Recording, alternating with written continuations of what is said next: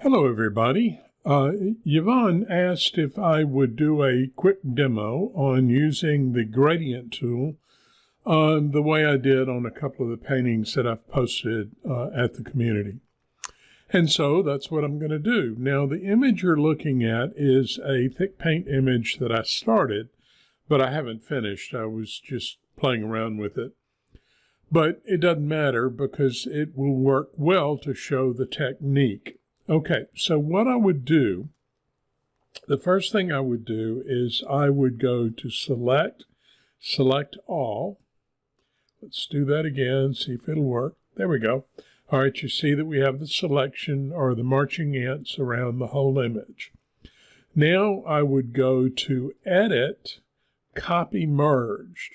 And Copy Merge copies all of the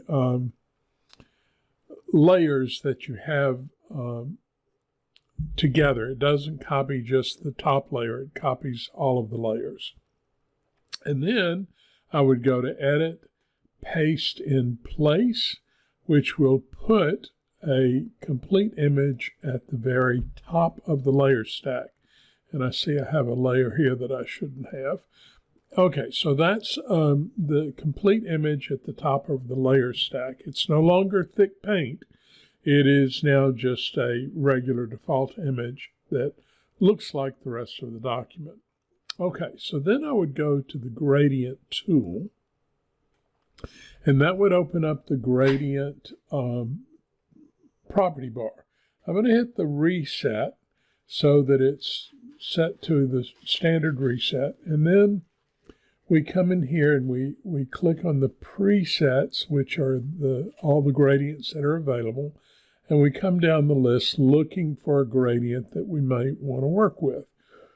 I had been working with Storm, but I'm going to go down to a bunch of gradients that I made, and I think I'm going to try Desert right here.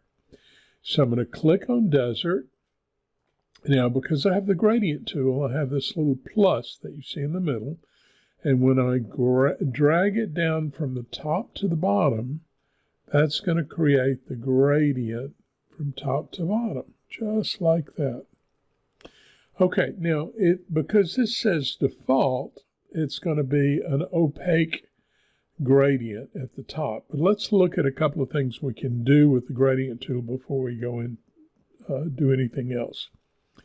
I can come up to these three icons and I can change the way the gradient looks to these kinds of looks. Now I want it to stay this way. I can invert the gradient. So now let's see, that just inverts where the imagery is.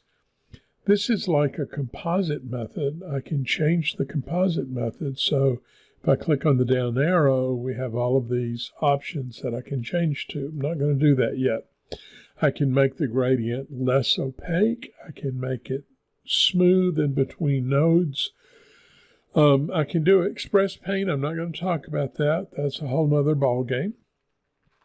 And I can click on this little thing here, and that brings up the gradient node panel.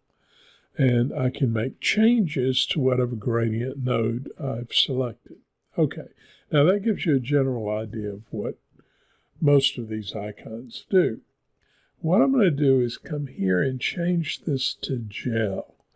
And if I change it to gel, now we see our image, and the gradient is affecting the image. Let's change it to colorize. Whoa, now that's a lot different. So let's just run down the list.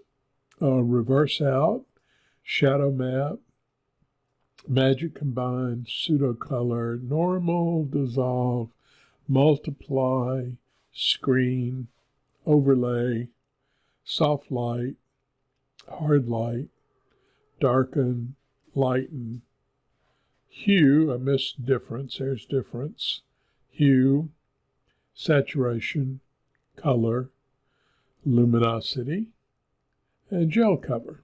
So let's go back up to gel. That just gives you the idea of how many different ways you can choose to go with this. All right, so I'm going to stay with gel here. And what I'm seeing is this looks like a sunrise, but I want that red to be down into the image more. So let's just drag this down like that. And see, that'll bring the red into the image. And even more so, if I just bring this node down to about right there, you know, then we get more of that red image. And I'm actually going to bring it down a little more. There we go. And that kind of gives a little bit of redness to the back. Now, I don't particularly like the yellow up there. It's nice, but I want it to be more red. So I drag that up a little bit, drag this down a little bit, and I'm actually going to move this down a little bit, which will change the dynamic of that. Okay, now if I want to, I can change the color of the nodes down here. So if I click on that node, I will see what color is being selected. And this color wheel inside the gradient node panel is synchronized to the color wheel over here. So I like the fact that it's this red, because I'd like some of that red to be reflected down here in this water. But let's see what color the real red is. If I click on the node, we see that we're keeping the same color. It's just a lot brighter. So let's come down here, and we'll just move this toward brighter. Now, I don't want to make it too bright. And so there, see, I've got a little more of the red beginning to reflect in the water.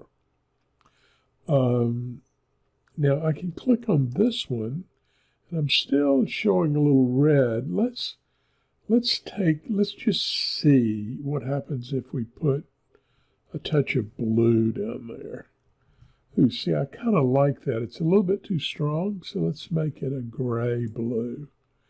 And that kind of gives me a bit of a complement to that color. Make it a little brighter and a little grayer blue.